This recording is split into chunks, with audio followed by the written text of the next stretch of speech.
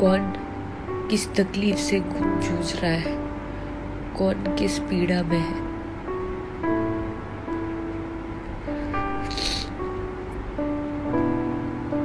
इसलिए एक दूसरे पे टिप्पणी करना, एक दूसरे को नीचा गिराना, एक दूसरे को तकलीफ देना, डेमोलाइज करना, ये सब बंद करना चाहिए।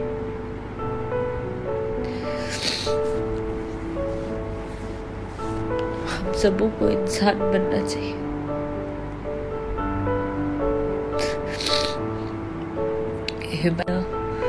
एक दूसरे को तकलीफ देना, डेमोलाइज करना, ये सब बंद करना चाहिए।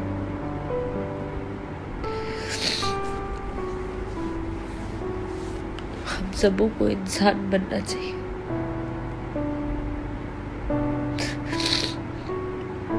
ह्यूमैनिटी जिस तरीके से खत्म होते जा रही है,